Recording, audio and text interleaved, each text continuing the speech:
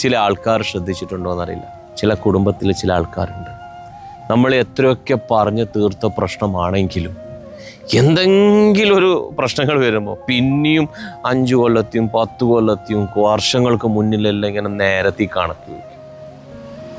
എടോ, ഒരിക്കൽ നമ്മൾ ചെയ്തത് അത് തെറ്റായാലും ശരിയായാലും എന്തോ ആയിക്കോട്ടെ, അത് പറഞ്ഞ് നമ്മൾ തീർത്തു. പിന്നെ ഒരു പ്രശ്നം വരുമ്പോൾ ആ പഴയത് എടുത്തിട്ട് വരല്ലേ.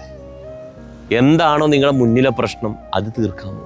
അങ്ങനെയാണ് വേണ്ടത്. പക്ഷെ പല ആൾക്കാരും ചില കുടുംബത്തിലുണ്ട്, ചില ആൾക്കാർ എന്തായാലും ഉണ്ട് ഇങ്ങനെ ആറ്റിറ്റ്യൂഡും വെച്ച് നടക്കുന്ന ആൾക്കാർ. എന്നെ അങ്ങനെ ചെയ്തില്ലേ, എന്നെ ഇങ്ങനെ ചെയ്തില്ലേ. എന്തിന്?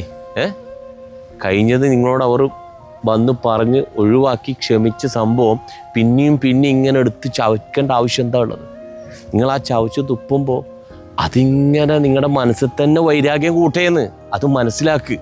കഴിഞ്ഞത് കഴിഞ്ഞു, അത് പറഞ്ഞു തീർത്തു. ഇനി വരുന്നത് അത് ഇൻഷാ അല്ലാഹ്